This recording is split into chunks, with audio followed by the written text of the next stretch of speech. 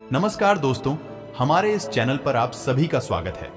अगर आप भी भगवान शिव के भक्त हैं तो कमेंट में जय महाकाल जरूर लिखें। चलिए शुरू करते हैं आज की वीडियो। शास्त्रों में तंत्र के संबंध में जो कुछ कहा गया है वह सांकेतिक ज्यादा है, लेकिन जो कहा है उसमें दो बातें मिलती हैं, एक साधना का फल और दूसरा विधि का कोई छोटा सा अंश।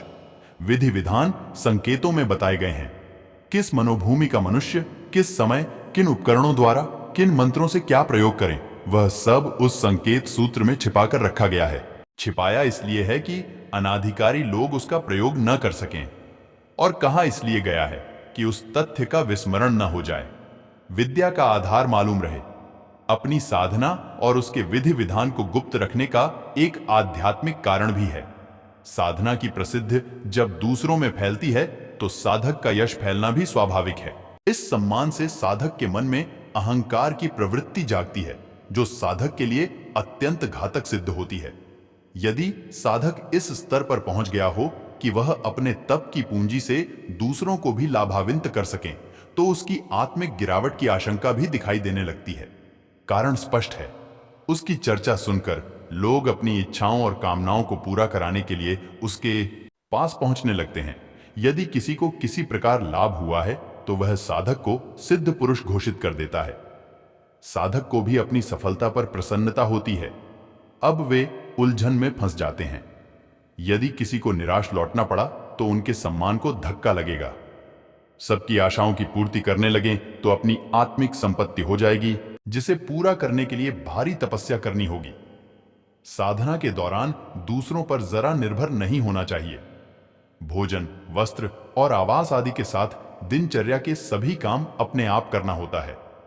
यहां तक कि अपने बिस्तर और आसन आदि बिछाने से लेकर उनकी सफाई तक खुद करना पड़ती है। अपने शरीर के लिए थोड़ी भी सहायता दूसरों से ली गई तो साधना भ्रष्ट होने की संभावना रहेगी, क्योंकि जो दूसरों की सेवा ग्रहण कर रहे हैं न जाने वह कैसा है। मानसिक निर्माण उस अन्न पर निर्भर करता है। कुलार्णव तंत्र में स्पष्ट है, यस्यान्नेन तु पुष्टांगों पर होमम समाचारित अन्नदातु फलस्यार्ध चार्धम कर्तुर्न संशयः।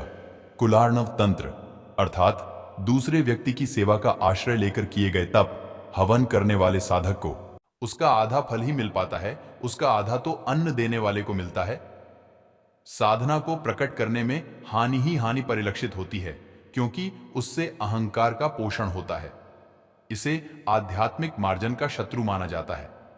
जब तक अहंकार मन में निवास करता है तब तक साधना में प्रगति रुकी रहती है। अतः यह पुष्ट न होने पाए, इसके लिए तंत्र शास्त्रों में कड़े नियम निर्धारित किए गए हैं। उनमें प्रमुख है अपनी साधना का किसी पर प्रकट न करना। जब जन साधारण को यह पता चल जाता है कि यह व्यक्ति तांत्रिक साधक है तो उसी दिन उस साधक की मृत्यु मान लेनी चाहिए। इसलिए साधक की भलाई इसी में है कि वह अपनी साधना का ढोल न पीटे, वरन उसे छिपा कर रखे, तभी वह अंत तक उसके निर्विघ्न संचालन में सफल हो पाएगा। और ऐसी महत्वपूर्ण जानकारी के लिए हमारे चैनल को सब्सक्राइब करें और वीडियो को शेयर जरूर करें।